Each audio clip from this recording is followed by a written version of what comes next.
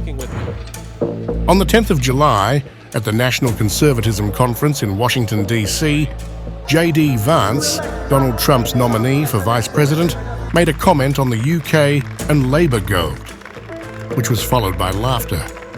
But now it has become a full-fledged controversy. Vance, in his speech, suggested that under a Labour government, the UK could become the world's first Islamist nuclear country. What is the first truly Islamist country that will get a nuclear weapon? And we were like, maybe it's Iran, maybe Pakistan already kind of counts. And then we sort of finally decided maybe it's actually the UK, since Labour just took over. Vance is such a man. Known for his provocative remarks, raised concerns about the UK's direction under Labour's leadership, highlighting potential implications for US-UK relations if Trump wins the upcoming presidential election.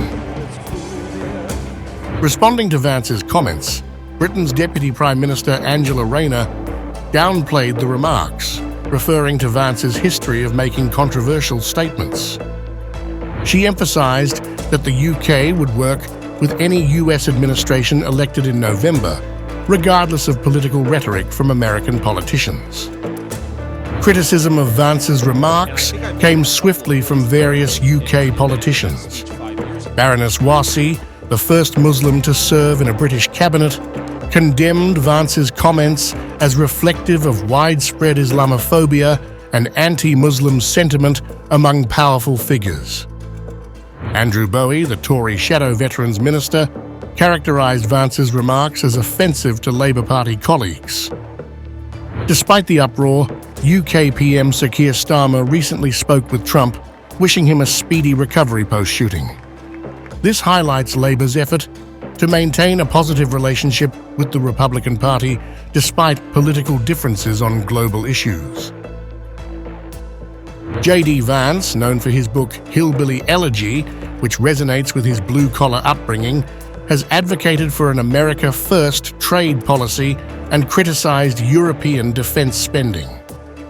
His stance on issues such as US aid to Ukraine and NATO priorities contrasts sharply with traditional transatlantic alliances upheld by both major UK parties.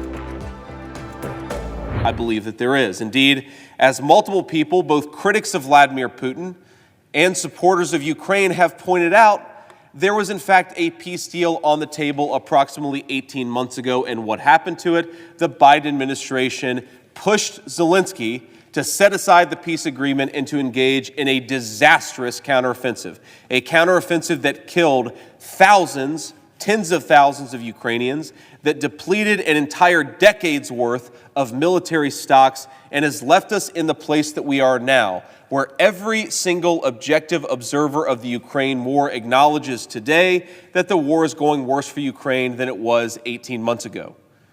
Could we have avoided it? Yes, we could, Mr. President, and we should have avoided it. We would have saved a lot of lives, we would have saved a lot of American weapons, and we would have had this country in a much, much more stable.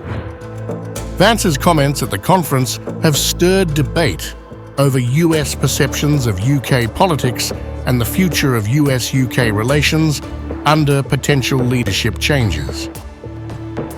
As the US election approaches, Vance's views remain a topic of scrutiny and concern.